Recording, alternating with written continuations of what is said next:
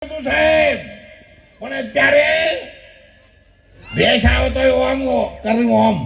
તનું પાડું આવ્યું ભેંસાના પાડા થઈ ગયા પણ હજુ સારું કઈ છૂટતું નથી 70-80 વર્ષ થયા હોય ને બાપાને બંગલા હોય આવી સોસાયટી તો ગામડું હોય ને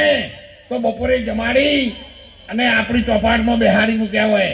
1.5 ફૂટનું ધોકું હોય પાણીની માટલી દવાની બાટલી અને આખું ફેમિલી કે લોહા મૂડી તારી આટલી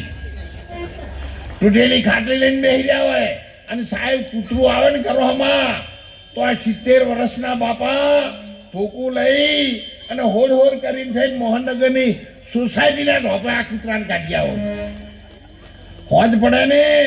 આખી સોસાયટીના કૂતરા મીટિંગ કરે એક આ ડોહો મરી ગયો તો સારું હતું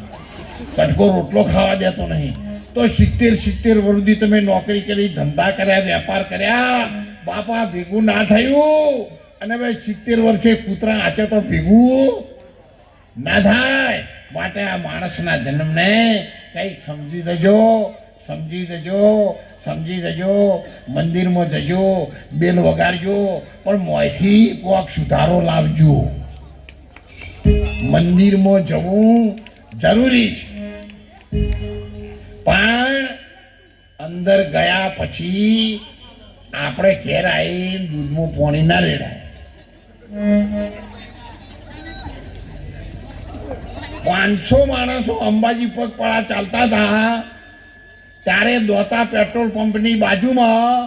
16 ગામ લેવા પાટીદારોની સાથે હું રહી અને સેવા કેન્દ્ર ખોલ્યું હતું ત્યારે આપણે બહુચર મહિના મંડળની બહેનો 80 બહેનો તો રોટલા બનાવવા આવી હતી બાજરીના સાહેબ દરરોજનું ત્યારે બીજો તેલ નતા આ બીજા તેલ તો હમણાં પરચુણિયા તો 20 વર્ષથી નીકળ્યા છે સિંગ તેલ હતું દરરોજની 40 ડબ્બાની પૂરીઓ સિંગ તેલની ઉતારતા હતા એટલી બધી પબ્લિક તો આવવા માંડી હતી અને ત્યારથી અમે સેવા કેન્દ્રો શરૂ ત્યારે મારે દોતીવાડા નોકરી હતી અને એટલા માટે રોટલો તમારો રામે દીધો છે રૂડો રોટલો કોઈને ખવડાવીને ખાવ રામે દીધો છે રૂડે તમને જો ભગવાને કંઈક આપ્યું હોય ને તો સાહેબ આ હાથે પુણ્ય કરી લેજો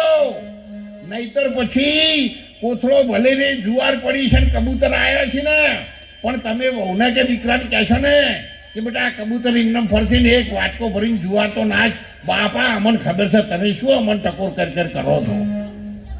અમે રોજ નાચીએ છીએ પણ તમારો ચેક પછી હેડવાનો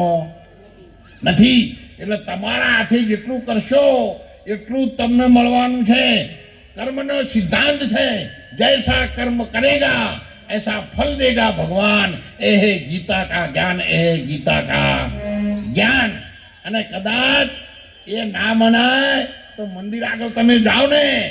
ત્યારે જો સત્ય ન બોલ્યું તો રણુજાવાળા રામદેવજી મહારાજના દાખલાને અત્યારે પાઠ માંડ્યો છે એટલે હું એક દ્રષ્ટાંત એ લાવી દઉં